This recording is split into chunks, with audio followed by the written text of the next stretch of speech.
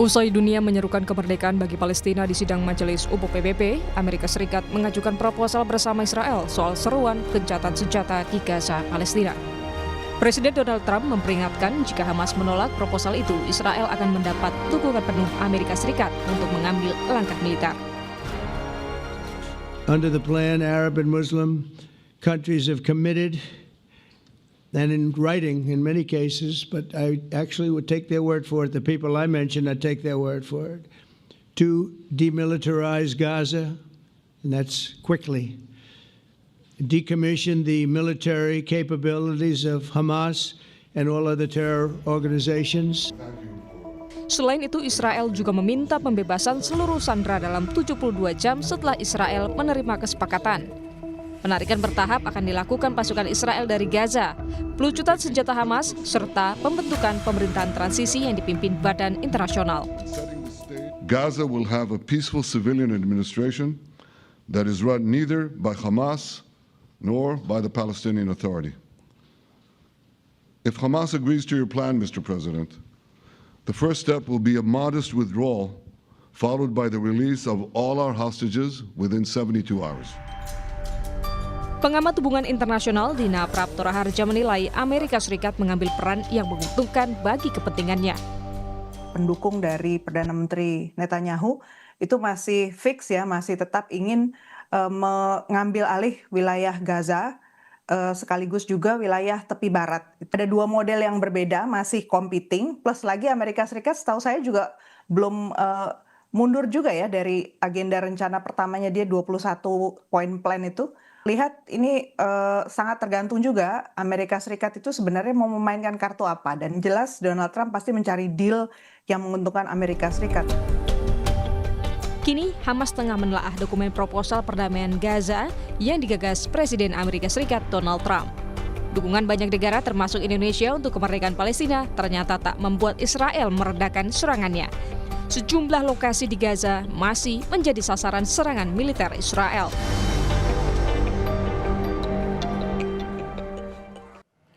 Lalu apakah perdamaian di Palestina akan segera terwujud? Kami bahas bersama peneliti Center for Strategic and International Studies atau CSIS, Muhammad Wafa Karisma. Mas Wafa, selamat petang.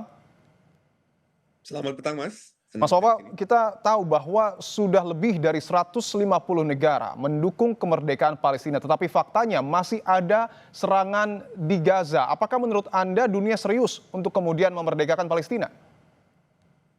Saya pikir kalau dari keseriusan tentu secara pernyataan dan diplomasi dalam kapasitas diplomatik serius sekali, sangat serius, dan mungkin kalau dari besaran dukungannya ya atau misalnya cakupan dukungannya ini kan mungkin paling bisa dibilang terbanyak sepanjang PBB didirikan.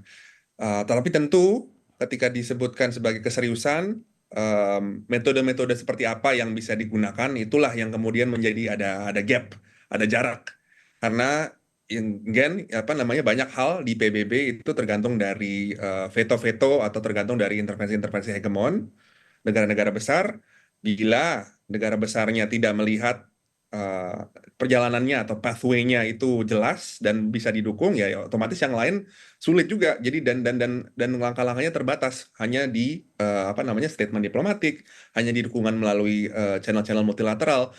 Tidak bisa sampai kepada dukungan-dukungan yang lebih real, misalnya dukungan logistik, dukungan konektivitas, dukungan bantuan kemanusiaan, bahkan bantuan kemanusiaan saja yang secara merupakan hak dasar ya itu juga dibatasi kan, dan memang channelnya hanya lewat seizin si penguasa keamanannya yakni pihak Israel. So memang dari faktor keinginan mungkin saya bisa bilang more than ever ya, lebih dari kapanpun sangat serius, tetapi sangat terbatas juga leverage-nya, daya tawarnya, karena ada barrier-barrier, halangan-halangan politis. Menurut Anda metode yang paling tepat apa, Mas? Karena kan kita tahu juga bahwa betul dukungan sudah banyak, tetapi ternyata faktanya masih ada serangan di Gaza dan Palestina sampai dengan detik ini belum merdeka. Saya pribadi, saya menganut prinsipal-prinsipal yang lebih dekat kepada pertimbangan justice ya, keadilan. Jadi kalau misalnya ada pelanggaran pelanggaran hukum internasional ya harus diadili, dan memang cara-cara melalui mahkamah internasional ICC misalnya International Court Criminal Court, itu yang menurut saya yang paling pas untuk didukung ya, apa namanya, upaya-upayanya. Tapi memang ya apa namanya, kanal-kanal seperti ini kan masih tetap diblokade ya oleh Amerika Serikat. Jadi memang cukup sulit juga. Kalau dari perspektif keadilan ya pasti, sekarang realitanya kan secara ini ya, secara kalau misalnya pragmatis berbicarakan soal power, suatu negara bisa mengkontrol teritori, bisa mengkontrol pasukan, semua across the board, semua kalau misalnya dibuat checklist semua Israel apa namanya yang mendominasi.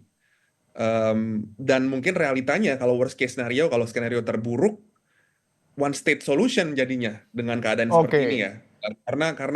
Karena genosida tetap dilangsungkan dan segala macam. Jadi gimana caranya untuk menghadapi realita tersebut, realita di lapangan yang tersebut, dalam tanda kutip harus dihukum agresornya, Oke. dalam tanda kutip dihukum penjajahnya.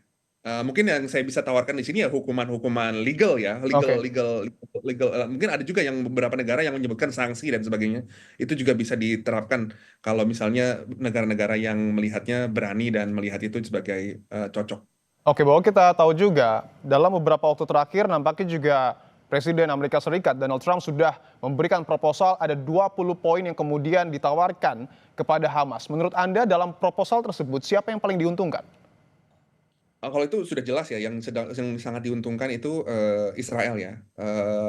Karena sama sekali tidak ada panggilan pertanggungjawabannya dari Israel.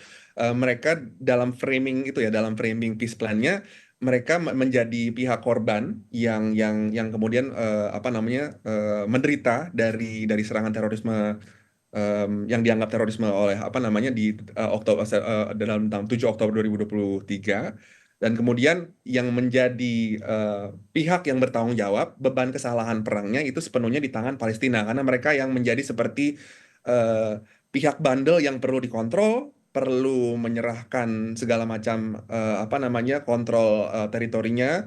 Dan saya bukan bicara soal Hamas saja, tapi juga bicara berbagai macam fabrik dari masyarakat di sana, warga Gaza secara keseluruhan ya. Mereka yang kemudian dipanggil untuk bertanggung jawab gitu loh, untuk genosida yang terjadi. Tidak ada satu kata pun terkait pertanggungjawaban atau mungkin hukuman terkait genosida yang terjadi. Ini yang kemudian kalau dari aspek keadilan sangat disayangkan. Tentu kalau misalnya dari aspek geopolitik, dari aspek kemanusiaan ada pertimbangan tersendiri. Kalau aspek kemanusiaan tentu semua ambang batas kita sudah sangat ini ya, sangat apa namanya, teruji, dan tentu kita semua mau penderitaannya diakhiri besok kalau bisa, atau mungkin hari ini juga. Tetapi ya itu tadi, kalau dari hal-hal soal keadilan, peace plan-nya sendiri, itu yang perlu apa namanya, dilihat lebih lanjut, karena ya selama ini pengorbanan misalnya dari wartawan yang di sana yang ditarget, atau misalnya pekerja medis, itu kan semua perjuangannya untuk memanggil pertanggungjawaban dari agresor. Nah, itu yang kemudian tidak dijawab oleh peace plan-nya. Baik. Sebenarnya pengorbanannya untuk apa nih jadinya?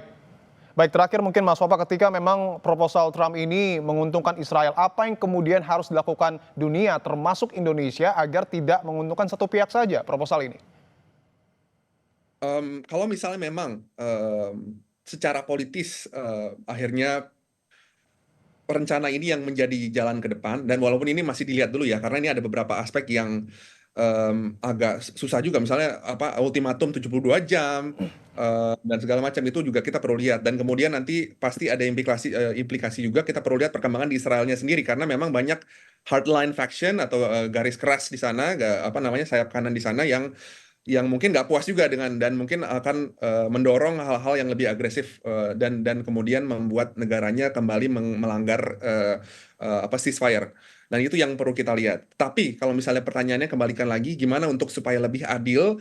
Kalau gitu, kalau misalnya memang peace plan ini terpaksa harus menjadi, karena memang itu yang disponsori oleh Amerika Serikat sebagai hegemon ya, kita harus melihat situasinya beyond peace plan. Jadi perlu ada rencana-rencana lain yang betul-betul menjamin Palestina tetap sebagai negara yang full-fledged, yang mendapatkan hak sepenuhnya. Jadi tidak apa namanya, tidak membiarkan situasinya terbatas. Itu yang tentu kita tunggu dari pergerakan negara-negara di dunia. Terima kasih peneliti CSIS Muhammad Wafa Karisma telah bergabung di Kompas Petang.